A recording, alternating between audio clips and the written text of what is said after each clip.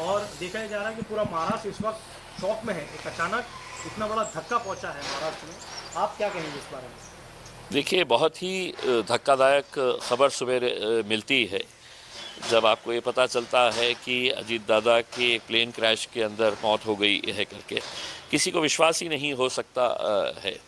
और जब ये खबर की पुष्टि होती है कि उस प्लेन में सवार पूरे के पूरे लोगों की मौत हो गई, जिसमें अजीत पवार साहब भी थे, तो बहुत ही मतलब एक धक्का बैठता है।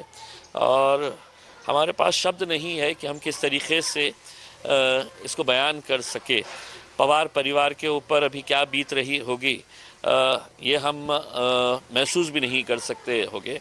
और उनके साथ साथ उनके लाखों करोड़ों चाहने वाले जो है, उनके ऊपर कितना बड़ा सदमा और ये एक धक्का लगा होगा, जिसमें हम भी शामिल है।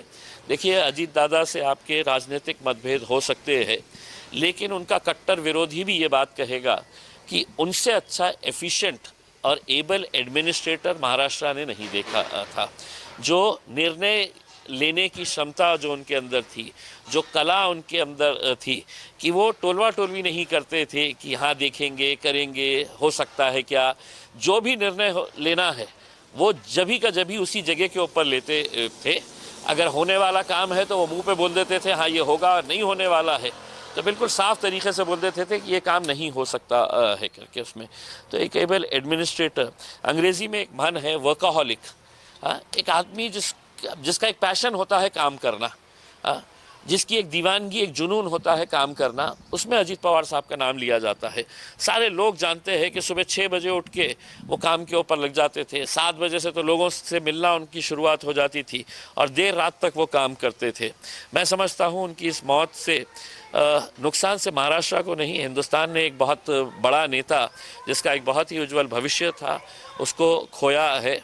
हम आज अपने तरफ से, अपने पार्टी AIMIM की तरफ से हम अपनी श्रद्धांजलि अर्पित करते हैं। इंक्वायरी करने की मांग की जा रही है। संजय राउत ने कहा है कि देखिए, बात स्वाभाविक है कि किसी भी बड़े नेता के जब इस तरह के हेलीकॉप्टर या प्लेन क्रैश के अंदर दुर्घटना होती है तो उसकी इंक्वायरी तो होती ही है। इसमें इस केस के अंदर भी इंक्वायरी होनी चाहिए, क्योंकि एक बहुत बड़ा नेता, अगर किसी की गलती रही है, क्या टेक्निकल फॉल्ट्स था, क्या था, ये सब इंक्वायरी के अंदर आएगा। लेकिन मैं समझता हूँ ये सेकेंडरी बातें है।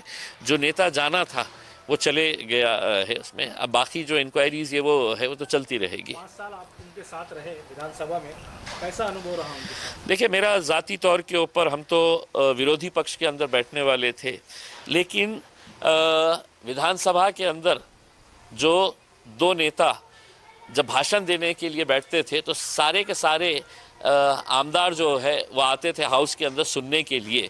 और दुर्भाग्यवश ये दोनों नेता आज हमारे बीच में नहीं है। एक तो RR पाटिल साहब का भाषण बहुत अच्छा हुआ करता था, और अजीत दादा का जो भाषण था वो बहुत ही स्टडीड होता था। उसमें वो पूरे के पूरे सत्ताधारी पक्ष को अकेले हैंडल करते थे।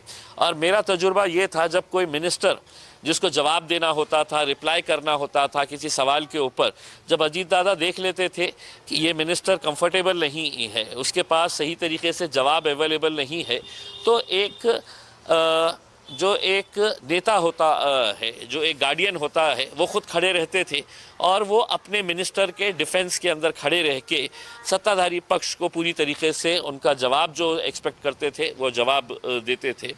मैं यकीनन महाराष्ट्र के अंदर अच्छे अच्छे नेता यहाँ पे होके गुजरे हैं, चाहे वो विलासराव देशमुख साहब हो, गोपीनाथ मुंडे साहब हो, RR पाटिल साहब हो, या अभी अजीत दादा, ये सभी मैं समझता हूँ इन सभी की मौत जो है वो अनटाइमली डेथ कहते हैं ना, कि कभी किसी ने सोचा नहीं था कि इनकी मौत ऐसे हो जाएगी करके। दोनों राष्ट्रवादी जिला परिषद इलेक्शन लड़ रहे हैं, दोनों साथ आने के भी संकेत मिल रहे हैं। देखिए, अब ये राजनीति का मुद्दा जो है, ये राजनीति अपनी तौर के ऊपर, लेकिन अभी तो मैं समझता हूँ कि ये महाराष्ट्र और पूरा देश जो है वो एक सदमे में है। एक शोक पूरे महाराष्ट्र के अंदर फैल चुके है।